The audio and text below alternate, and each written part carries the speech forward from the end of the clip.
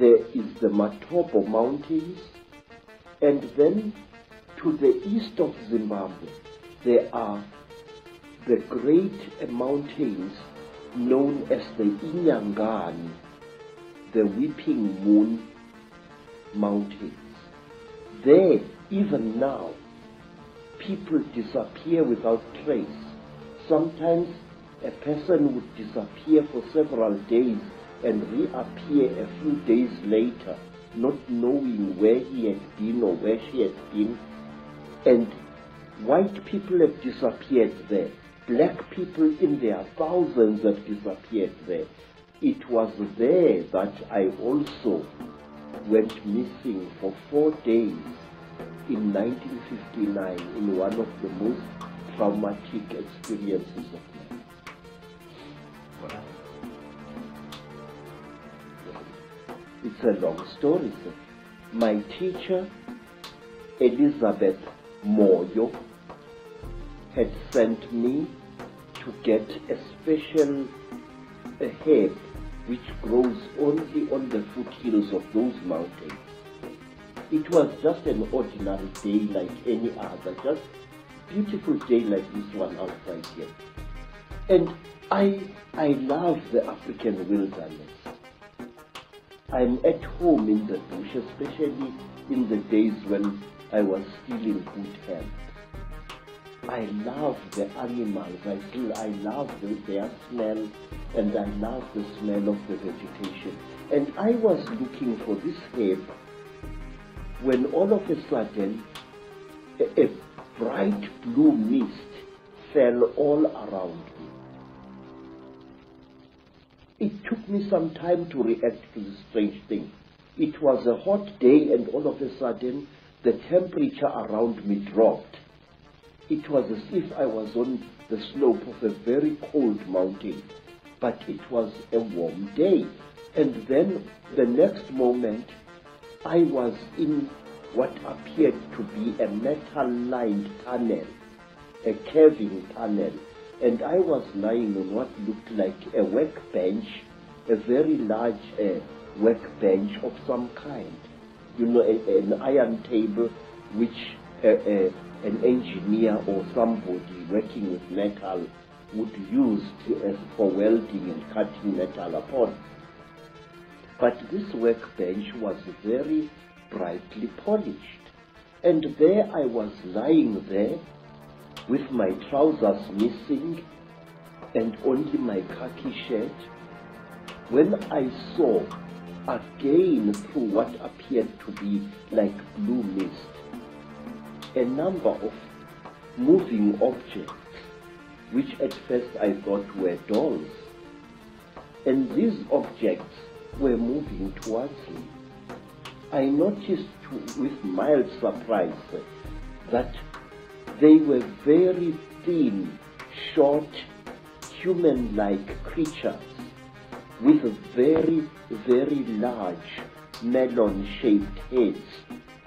The creatures had no noses, as human beings have. They had only small little holes on either side of where the nose would be, and their mouths were like knife cuts at the bottom of their faces. And these creatures were coming towards me. In color, they were gray, like certain types of fish, and they wore silvery gray garments which reached up to their necks and up to their wrists.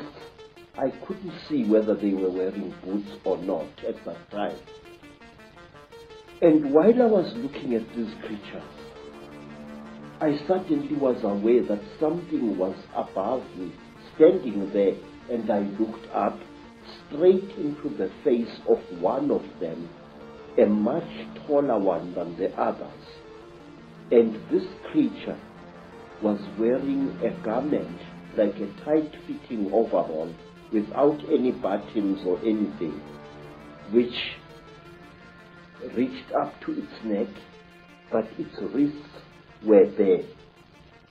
I noticed that the creature had very long fingers. Its fingers had extra, and each of its fingers had an extra joint, and it ended in a claw, a black claw like that of a chicken or a certain kind of bird, and that its thumb was not here, but here in the middle of the hand. And this thing was standing above my head and looking down at me, and I was looking at its eyes, which were very strange indeed. It was as if it was wearing plastic goggles over its eyes. I could see its eyes inside these tinted goggles, and it had holes on either side here, but it had no nose as I had. Its jaws were very small, and its mouth was a slit with tiny little scale-like things where its lips should be. And the creature carried a horrible smell on it. I can't describe that smell. It was a metallic chemical smell which seemed to combine the smell you would smell when somebody is burning brass or copper, and a very ugly chemical smell, these two smells combined. And this creature was looking down at me. I was frightened, but I could not move. And the next thing I knew was a terrible pain on my left thigh.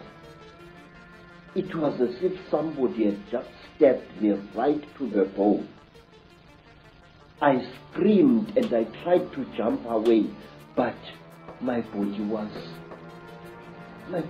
inactive. I could not move. I was not tied to any chain. I was not chained to the top of this table. There was no belt tying me, but I could not move my body.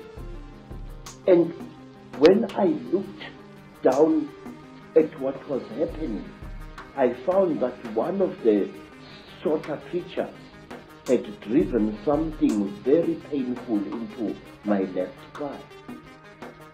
And then, while I watched, horrified, the creature pulled out this thing, and I saw that it was like a pencil made of shining metal with what appeared to be a flexible cable at the back. And before I could do anything, my head was seized by the creature above me. It caught me on either side of the head like this. And then a third creature drove something into my right nostril here. It was as if I had been shocked. The pain was so terrible that I screamed and screamed. Blood filled my mouth, blood spattered out of the nostril, and the creature did not seem to care. I was stupefied. The pain was so intense, so terrible. And then, quietly, brutally, the creature pulled out the thing that it had stabbed me in the nose with, and blood flowed into my mouth, out of my nostril, and I was choking. And then the big creature coldly turned my head this way, so that blood came out of the mouth, and which gave me some kind of relief. And after what seemed like an eternity of pain,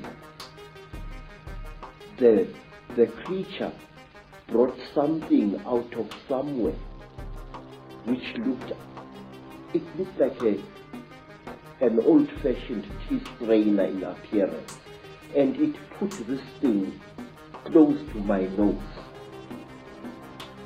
And then I seemed to drift away, and the pain subsided.